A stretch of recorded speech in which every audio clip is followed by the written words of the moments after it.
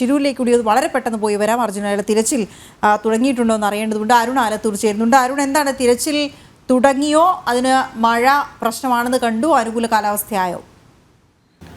കാലാവസ്ഥ ഇപ്പോൾ അത്യാവശ്യം അനുകൂലമാണ് എന്ന് പറയണം. വലിയ ശക്തമായ മഴ പെയ്യുന്നില്ല, ചെറിയ ചാറ്റൽ മഴ മാത്രമേ ഇപ്പോൾ ഇന്ന് രാവിലെ കാണാൻ കഴിയുന്നുള്ളൂ. ഏതായാലും സൈനിക അംഗങ്ങളെല്ലാം നേവി അംഗങ്ങളും ഒക്കെ ഇപ്പോൾ ഇതിനകം തന്നെ ഈ സ്ഥലത്തേക്ക് അപകട സ്ഥലത്തേക്ക് എത്തിയിട്ടുണ്ട്. ഇനി ഏതായാലും അല്പസമയത്തിനകം തന്നെ ഈ രക്ഷാദൗത്യ നടപടികൾ ആരംഭിക്കും എന്നുള്ളതാണ് മനസ്സിലാക്കാൻ സാധിക്കുന്നത്.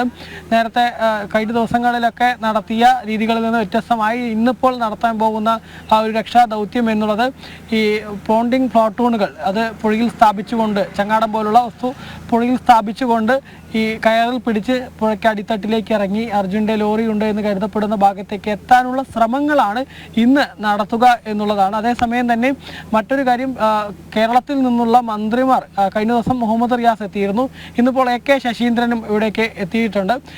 ഇവിടുത്തെ ഈ കളക്ടറുമായിട്ടും അതുപോലെ തന്നെ MLAയുമായിട്ടൊക്കെ അവലോകന യോഗം ഈ മന്ത്രിമാരുടെ നേതൃത്വത്തിൽ ഇന്ന് രാവിലെ നടക്കുന്നുണ്ട്. ആ യോഗത്തിന് ശേഷം മന്ത്രിമാർ പ്രതികരിക്കും എന്നുള്ളതാണ് അറിയിച്ചിരിക്കുന്നത്. കഴിഞ്ഞ ദിവസം കളക്ടർ ഉൾപ്പെടെ വ്യക്തമാക്കിയിരുന്നു. അതായത് ഈ പ്രതികൂല കാലാവസ്ഥയാണ് ഇപ്പോൾ ഈ രക്ഷാദൗത്യത്തിന് വലിയ വെല്ലുവിളിയായി തുടരുന്നത്. അതിൽ തന്നെ പ്രധാനമായും പ്രശ്നം ഈ പുഴയിലെ ഒഴുക്കാണ്. പുഴയിൽ ശക്തമായ ഒഴുക്ക് തുടരുന്ന ഒരു സ്ഥിതിയാണ്.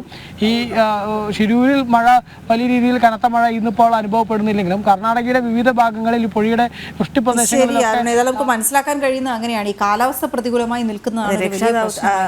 അതായത് തിരച്ചിലേക്ക് കടന്നിട്ടില്ല, ഇനി വരും മണിക്കൂറുകൾ നിർണായകമാണ് എന്നുകൂടി പറഞ്ഞു വെക്കേണ്ടതുണ്ട്. അരുൺ ആലത്തൂരാണ് അവിടെ നിന്നും, പ്രധാന കവാടത്തിൽ നിന്നാണ് അരുൺ ആലത്തൂർ കൂടുതൽ വിശദ വിവരങ്ങൾ നൽകിയതെന്ന്.